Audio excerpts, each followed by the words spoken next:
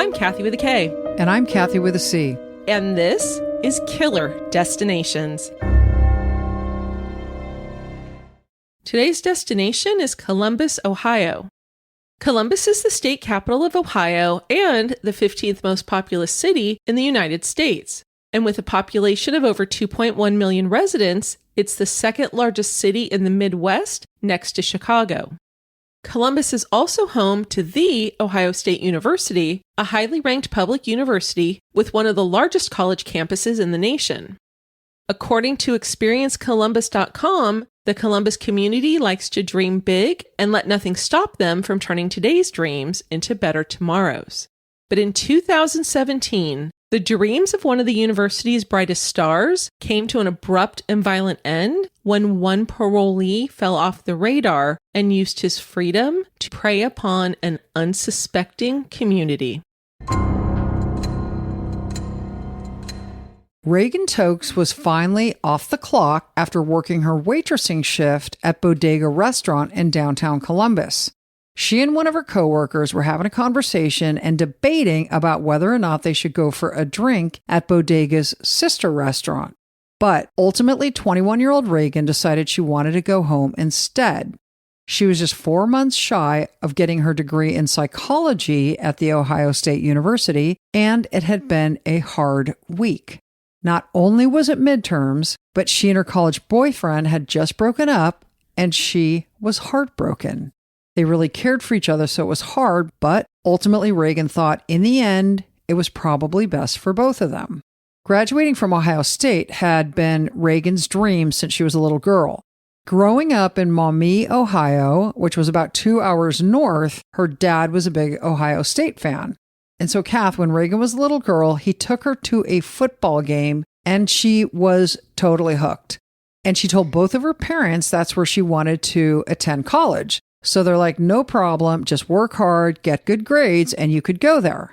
So she graduated from high school with a 4.5. Holy cow, how badly did she want to go there? I know, seriously. And she played varsity lacrosse as well as tennis.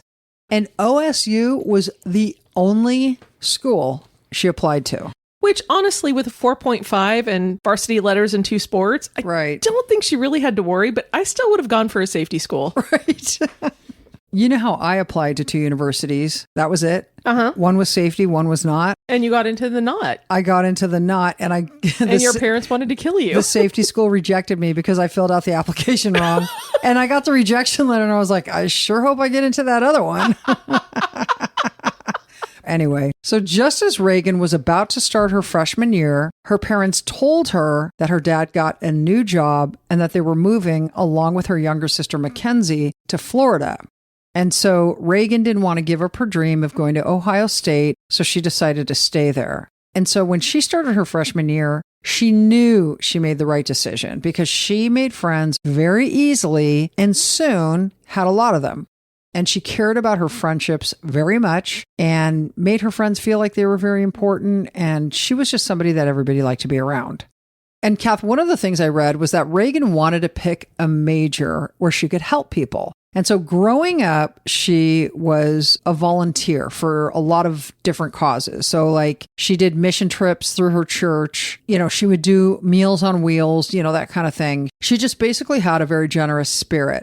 And so she decided that she was going to major in pre-med. However, organic chemistry kicked her butt. So she switched to psychology. I think psychology gets a lot of students that way. Yeah, exactly. It's like I went from biology to international relations and I was like, biology is really hard. It's hard, Barbie. It's hard to go to school and to party and study. I'm sorry. And go out on dates and the whole thing. Sleep in and go tanning. Yeah. So anyway, Reagan's new goal was to one day open her own practice and help people struggling with their mental health. So here we are in February 2017, and Reagan was months away from getting her degree. She went to work for her regular shift on February 8th, and that evening her dad waited for her call. So Kath, she worked a few nights a week. It was usually 3 or 4 shifts. And when she got off work, she would always call her dad on the way home so that they could catch up. And he also then got the bonus of knowing that she was getting home safely. But on that day, her call never came. And her dad wasn't really worried at first. I mean, I'm sure he was a little worried because he was a dad, but he wasn't, being a little crazy about it because she'd mentioned that she might be going out for drinks with one of her coworkers after her shift ended. But as the clock struck 12, he started to be a little more concerned. He knew she was studying hard in the run-up to graduation, and this was midterm week. But after a few hours, Mr. and Mrs. Tokes got concerned and spent the next several hours trying to get in touch with her, calling her, texting her over and over again. But eventually, her phone started going to voicemail. Reagan lived with a couple of her close friends, and the next morning, she and her roommate Kirsten had previously planned to walk to class together. But when Kirsten walked by Reagan's room that morning, the door was open and her room was empty. And, Kirsten thought it was odd since they'd had plans. But again, knowing it was midterm week, she assumed Reagan got up early and went to the library and just forgot about the plans. But by early afternoon, Kath, none of Reagan's roommates or close friends had heard from her since she'd gone to work the night before. So now it's her friends who are trying not to assume the worst and failing badly. So they decided to go to Bodega Restaurant since it was the last place they knew she had been. The manager of the restaurant, Kath, hadn't seen Reagan or heard from her since she left the restaurant the night before, and Reagan hadn't shown up for her shift that afternoon. So the manager called 911 to report her missing. The manager also told the dispatcher that Reagan's roommates were there at the restaurant and said that Reagan's parents hadn't heard from her either. But what they didn't know was that just a few hours before Reagan's manager called 911, the police department in a neighboring town was dealing with their own frantic 911 call. So the caller told dispatch that he was driving into a park in Grove City and he saw something that he thought might be a mannequin. Now, this caller, of course, is freaking out, and he said he couldn't tell for sure, but he didn't want to get any closer to check for himself. But he was saying, please just go check, just in case it's not a mannequin. I'm not sure, but the police need to go look at this. So Grove City Police Lieutenant Brian Davidson was on the scene shortly after this 911 mannequin call. And it turned out it was a good thing the man did not check for himself because it wasn't a mannequin. It was a naked young woman who appeared to have been shot in the head. But police didn't know who she was because when they searched the surrounding area, there were no clothes, there was no wallet, no phone, there was absolutely nothing that might identify her. And so they were hoping that they could figure out who she was based on two things: the necklace she was wearing and a small tattoo. And the tattoo was simply a little dark circle on her side. So when police initially found the young woman, they thought that it was likely that she was a runaway they'd been looking for from a neighboring county. But a few hours after they discovered her, they got the news that a female OSU student was missing. So Lieutenant Davidson went with detectives to the Bodega Restaurant to talk to Reagan's friends. The first question he asked was whether or not Reagan had a tattoo, and they said yes. And they described it as a small, dark circle. But detectives wouldn't confirm this was Reagan. They basically said, hold on, we are not going to be able to tell anyone if it's Reagan until one of her family members identifies the tattoo. And so it was just after dark on February 9th. Reagan hadn't even been missing 24 hours at this point when her mother's phone rang down in Florida. It was the Grove City, Ohio police, and they told her that they'd found the body of a young woman who matched Reagan's description, but they needed a family member to identify the body in person. So that horrible task fell on Reagan's uncle because he just lived 3 hours from Columbus. And as her parents and sisters waited in agony, praying it wasn't their beloved Reagan, they got the call from their uncle. Their beautiful 21-year-old daughter, who just wanted to make the world a better place, had been killed. And her autopsy revealed that Reagan had been raped and shot twice in the head. The next day, Lieutenant Davidson and the Grove City detectives started looking into Reagan's life to see who might have wanted to hurt her, but they didn't find anything. She was just as smart, kind, and goofy as her friends, family, and acquaintances said she was, and everyone genuinely liked her. But then detectives heard about her recent breakup, and they wanted to talk to her ex-boyfriend, Jake. Now, Reagan's friends and family were quick to defend him, and they're like, he is a great person, he's a kind person, there's no way he did it. And the detectives were like, why are you so sure it wasn't him? And all of them said it was because he truly loved her. But detectives are a little jaded, so they thought they should meet Mr. Wonderful in person, and they paid Jake a visit. And they wanted to know why they broke up and when the last time he spoke to her was. Jake said it had been more than a week since he talked to her, and it had been really hard because they used to talk every day, and he said the same thing Reagan's friends had told the police. They decided to break up because they both wanted to concentrate more on their schoolwork as they approached graduation, and they just felt like they didn't have enough time for each other. Detectives still thought he might be a little sketch, but he had an alibi, and they were able to verify it. So when detectives weren't able to find any promising leads from her family and friends, they started backtracking, and they looked at the entire day that she was last seen, starting when she left her apartment for work that afternoon. And detectives were able to get a lot of video footage, and there was video footage from outside the restaurant when Reagan left on the night she disappeared. And the video didn't show anyone inside the restaurant or in the area where she parked who was following her. And you know what, Kath? One of the things they said they were looking for is, sometimes waitresses have men in the bar who kind of lock in on you. They have people who are disgruntled and want to get even with you for, whatever reason. Right. And so when they were looking at the video as she walked out the door, they fully expected to see one of the patrons of the restaurant follow just a few minutes later, and no one did. Right. And I saw some of that video, and it looked like it was a pretty crowded restaurant, and she just was walking out the door like no big deal, and seemed to be generally ignored. Right. Not a care in the world. Yeah. So they know that she left the restaurant after her shift at about 9:45 that night. And police received a tip that a man posing as an Uber driver had been preying on intoxicated women around town. And it turned out, Kath, that like 7 or 8 people had reported this person for inappropriately touching them. But cops were like, I don't know, it doesn't seem to fit the profile. Reagan had her own car, and she hadn't been drinking. And so they're like, okay, we have to find her car. That's going to provide clues to the killer. So what detectives did was they entered Reagan's license plate into their police database. Now, this tracks vehicles nationwide, and they wanted to see if there was any reason any other law enforcement had entered her vehicle into this database, such as for like parking tickets or anything. Pulled over for speeding. Exactly. Yeah. And so they came up with nothing. Detectives then tried another private database, and this database collected information from license plate readers mounted on commercial vehicles.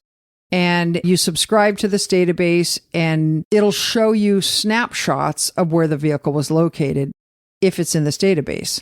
So police got a hit. Reagan's license plate was picked up near a local hospital. And so detectives quickly went over to the neighborhood around the hospital. I don't believe they went over there. I believe they toddled. You think they toddled? I do think they toddled. Toddling is way more fun than going. I know. They went. Oh, boring. Boring. So they went over to the hospital. Oh, I'm sorry. They toddled over to the hospital. Thank you. And they found Reagan's silver Acura. And the first thing they noticed when they got it open were the burn marks on the back seat and the overwhelming stench of gasoline. And so they knew that someone had tried to destroy her car and get rid of evidence. But the person obviously failed because the vehicle was intact. And one of the things they found in the trunk of Reagan's car was a brand new gas can. Police also got lucky because they found some papers in her car that had critical information. They found 3 ATM receipts from 2 different banks from the night Reagan disappeared.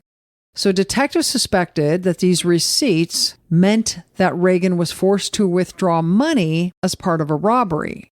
And so in the collection of evidence stage, they found cigarette butts inside and outside of her car. So they called her mom and they're like, hey, did Reagan smoke? And the mom was like, no, never. And so, of course, these butts were collected as evidence. So detectives headed to Chase Bank, which was the first bank Reagan tried to get money from. And so, of course, Chase was very happy to provide the footage. And what you see is Reagan trying to take money out of the ATM, but the transaction didn't go through. So Reagan then went to the next bank. It was Huntington Bank. And that camera showed the same thing. She was trying to get money out, but she couldn't. Then Reagan went back to Chase Bank, and she was able to take out $60, leaving her with a balance of just over $17. And so detectives were assuming like whoever was pushing her to get this money was asking her to take out too much. And in the footage from this last transaction at Chase, investigators were able to see her car in the background, and they saw a figure of a person in the passenger seat.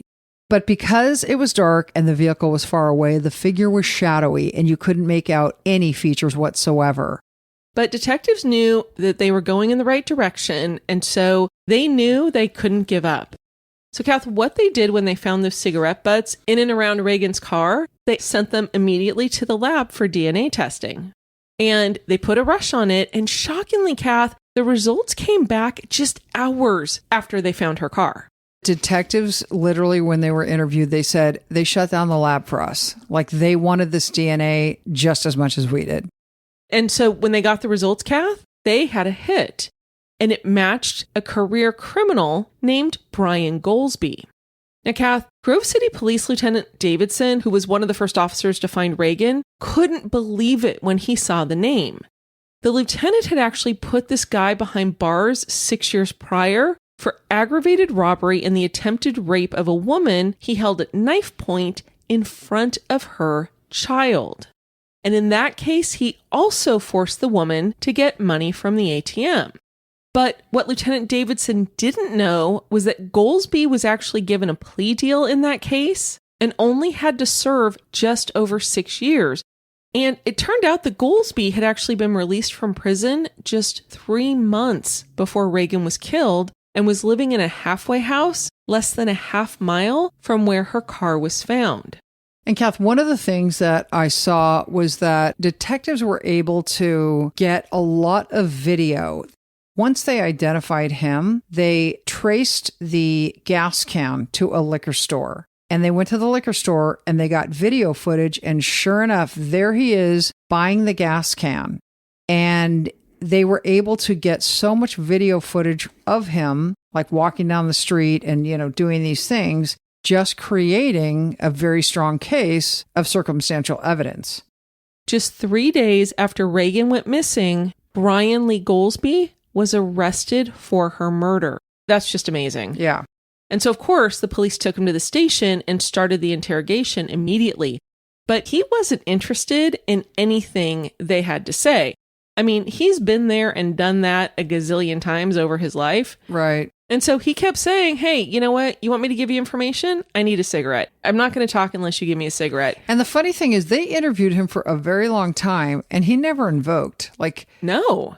He talked a lot to the cops. He did. A lot of denying. Yeah. And maybe some things that weren't true. Right. He kept saying that he'd give them info if they would give him a cigarette. And the detectives were like, we'll give you a ciggy if you give us some info. And it went back and forth and back and forth. And so finally the detectives were like, okay, fine. We'll let you smoke half a ciggy and then you can smoke the rest when you give us something. So Goldsby agreed, but he was totally lying. Then investigators threw out the whole, look, we know it was an accident. We know that you didn't mean for it to happen. Just let us know and we can help you. Help me help you. Exactly. And did he fall for it? No. Nay, fair maiden. But eventually he admitted he was with Reagan that night, but so was TJ. He said TJ was a guy he'd known since middle school, and he was 51, about 6 feet tall, and roughly 220 pounds. And he was the person who killed Reagan. So now the police go into their database. They're looking for somebody to match TJ's description, but weren't initially successful. Because he said, and the cops were like, well, what's his full name? Where does he live? And he's like, I don't know. I just know him as TJ. I'm not sure where he lives, but he's been my friend for a long time. But I don't know his last name. Yeah, and I don't know what the TJ stands for. Right. But while they were looking for TJ, detectives were still questioning Goldsby. But after hours and hours of questioning, cajoling, bargaining, and putting up with his lies, whining, crying, begging. I'm just kidding. Goolsby finally told them what they needed to know. In exchange for 2 double cheeseburgers, he told them that the gun TJ used to kill Reagan was in a storm sewer in a different part of town. And with that information, Kathy, detectives finally found the gun that was used to kill Reagan Tokes. Police now have significant circumstantial evidence of Goolsby's crimes. But during their interrogation of him, they discovered that he was wearing an ankle monitor. He had been wearing it since he was released from prison just 3 months prior. So it turns out that when he was released from prison, the parole department couldn't find a re-entry program that would accept him because, he had a pretty violent prior history. And if that weren't bad enough, he'd committed 52 infractions while in prison, and he was a registered sex offender. So he was really hard to place. Eventually, the parole authority found him a place in a center called the Exit Program on the condition that Goolsby had to wear an ankle monitor. And these, of course, are GPS connected. But it turned out that there weren't any restrictions put on his release or his stay at this location. So he didn't have a curfew. He wasn't prohibited from going to certain places. And there wasn't anyone actually monitoring his movements. He'd been out of prison for 3 months and was a violent sex offender. And he was essentially free to do anything he wanted as long as he kept on his ankle monitor. And of course, he had to be overseen by the parole officer that was assigned to him. So I'm sure he was supposed to have regular visits. So when detectives were like, oh, cool, you got an ankle monitor, let's just check this out. And they looked into his activities and locations and all this kind of stuff. The coordinates placed him at the scene of 6 different robberies and violent attacks that happened in the 2 weeks leading up to Reagan's murder. Kathy, this happened in a community called German Village. And I know one of the things Ohio is known for is they have a lot of immigrants who came in, obviously, decades and decades and decades ago. And so they... Einschweidrei, fair from sex, 7, 8, 9, 10. If you pronounce those correctly, I'd be super impressed. 9-9, fair maiden. Right. But I am super impressed that you can count to 10 in Germanish. Yes. I had a neighbor back in the day when I was a little kid who taught me how to do that. Oh, really? Yes. He was the guy who lived in your sister's house before she lived there. Oh, really? Yeah, he was the hermit. Oh. Or what do you call him? Yeah, like... Yeah, he was a hermity guy. He was like hoarder. He was a hoarder. Yeah, he was a hermit and a hoarder. And That's a bad combination. It was because his first wife... And there's such a story behind that. I can't get into it. But she was like 16 or 17 when they got married. Ooh. Yeah. And he was much older. He was like 30. But when his first wife, who stayed good friends with my parents and I knew well into adulthood, when his first wife left him, he became a hermit. That makes sense. Yeah. And so literally, if I tell you about him, he would sound like a classic child molester because he had a, a tandem bike. Mm-hmm. And we thought it was the coolest thing. He would take all the kids riding on his tandem bike and then he would give us candy afterwards. You know what I remember about when she and her husband moved into the house is that in one of the bedrooms, somebody had written in marker, and I'm assuming I think I heard it was his grandkids, that they wrote, I heart Matt, which is Kathy's brother who lived next door. Oh my God. Do you remember that? No, I did not know that. Really? No, because what happened, fast forward, this hermit somehow finds a woman. I have no idea how. And this woman somehow finds the courage and the germ wherewithal. Like she probably had a really high immune system because she moved in with him. And they had a granddaughter. She had a granddaughter. Okay, so that must have been who it was. And she would come visit during the summers. Oh, so she loved my brother Matt. It was, I heart Matt. Matt forever. That is so funny. Anyway, so they painted over it. That was the guy who taught me German. Obviously, he didn't teach me a proper accent. Yes, he didn't. Well, the pronunciation, the accent you don't need to have, but Einschweidrei. Fum. Fumpf. Fumpf? F-U-E-N-F. No, girl, F you. Okay, we have got to get back to the story. So Ohio is known for having a lot of immigrants who came from many of the European countries. And so 100 plus years ago, they established roots there and they've actually, thrived and kept their culture. So German Village is one of them. But the coordinates from the ankle monitor showed that the 6 different attacks were all committed by Goolsby. And they were 4 women, 2 men, and they were robbed. That was the initial point of it. But if anybody tried to run, if anybody tried to push back or anything like that, that's when he got violent.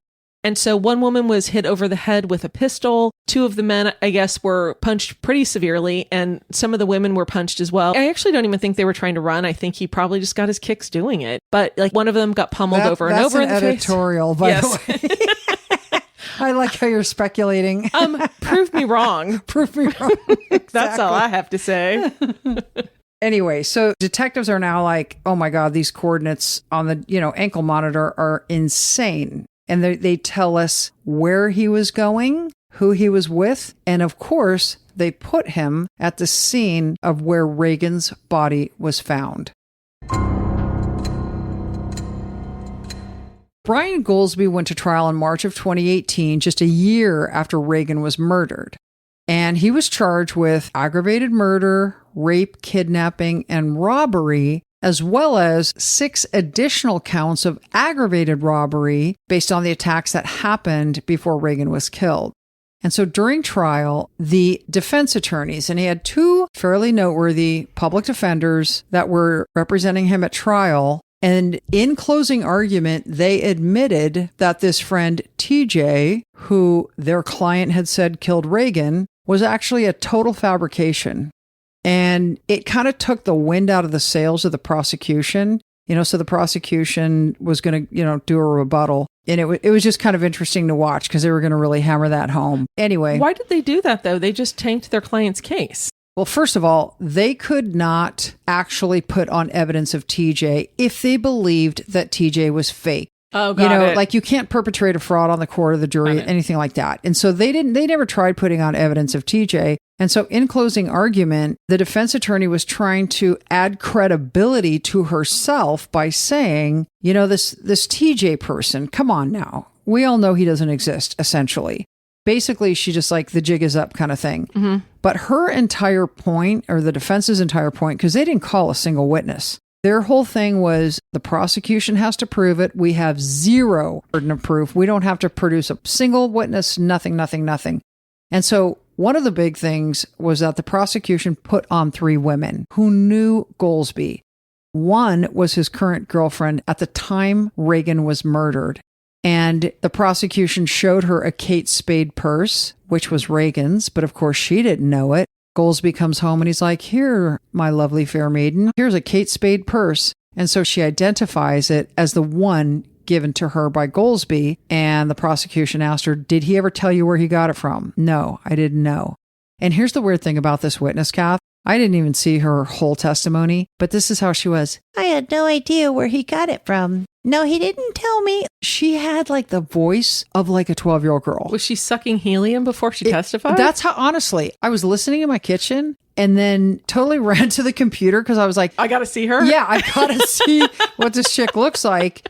And she looked totally normal. Did she look totally normal? Yeah, she looked totally normal, but she talked like this. And then the other 2 women, he basically admitted to killing Reagan. One of them was somebody who came to visit him in prison, and I can't remember who the other person was. But he made these admissions to these women. And so let's put it this way. The defense had an insanely uphill battle, despite the fact that they don't have a burden of proof. That's amazing. Ultimately, the jury found Brian Goolsby guilty, and he was eligible for the death penalty. However, the jurors couldn't reach a unanimous decision, and instead he was sentenced to LWOP plus 66 years. Understandably, Reagan's parents were outraged because they had actually advocated very strongly for him to get the death penalty. Only was this man released from prison in the first place, considering he committed 52 infractions in prison, but also that most of the public probably wasn't aware, because they certainly weren't, that when they were told that a prisoner had an ankle monitor, it didn't mean that that prisoner's movements and actions were being tracked. In real time, you're exactly. Right. Yeah. Their point was, if they're not being tracked in real time, and the parolees or whomever they are know that, isn't it supposed to provide some kind of deterrent for them not to commit crimes? And if they're not being tracked, there's no deterrent. Right. It's one of these things that after the crime is committed or after something bad is brought to the attention of the parole board, okay, now we're going to go back to the computer and we're going to see where he was. We're going to do the satellite monitoring, look at, oh, look, here you were. But it's not like television. Yeah, it's not, you're on defense. You're not on offense. Right.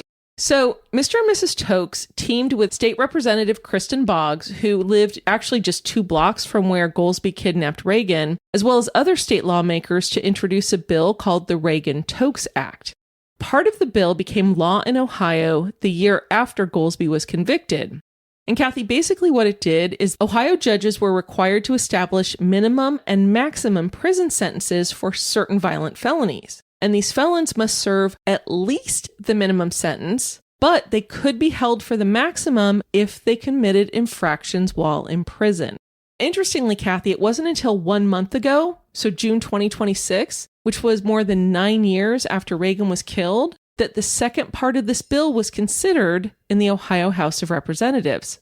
It's now called the Reagan Tokes and Patrick Herringer Act, and Kathy Patrick was also murdered by an offender on parole, and it would ensure the continuous GPS monitoring of offenders in real time. And basically, the opposition to the bill had to do with the cost involved. Of course. Because it would be ginormous. It has now gone to the Senate for their consideration. Mr. and Mrs. Tokes continue their work to create a legacy for Reagan that honors her bright spirit. They're promoting self-defense training for women, and they want these classes taught at colleges and high schools nationwide. They're also holding rallies and raising money for a foundation that will give annual scholarships in Reagan's name. And in the park where Reagan lost her life, a tranquility garden was planted in her memory. And they planted it so that her legacy is that she is still here in this world, changing it for the better and making a difference. And Kath, back in 2017, just 4 months after they lost Reagan, her family accepted a posthumous degree on her behalf. And of course, she got a standing ovation. And here is one of our tangential stories that never made it into the episode because it was totally irrelevant and it was just us going off. But you get to listen to it now.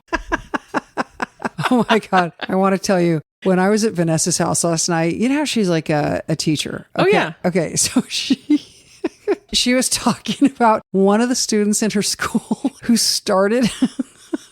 Oh, this is so funny. Who started school early. She started she was a total peanut. Okay. And so not like July, but she was little. No, she started 2 years too soon. You know what I mean? And so she lived with her grandma not far from the school and her parents. Okay. And she was a super good student. And so, Vanessa was saying how she is standing outside of the school one day and up pulls up a fire truck. This is at the beginning of school and the little girl gets off the fire truck, thanks the fireman, and goes into the school. So Vanessa goes to the fireman and was like, "What are you doing taking her to school?"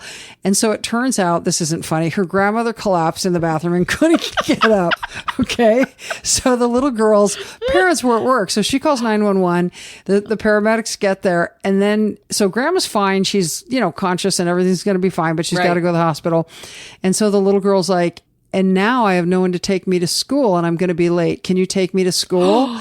And so they're like, "Okay." And it was one of those long, hook and ladder trucks. And so she was on the back? end. Yes. With driving the, it? yeah, with the big old steering wheel. Exactly.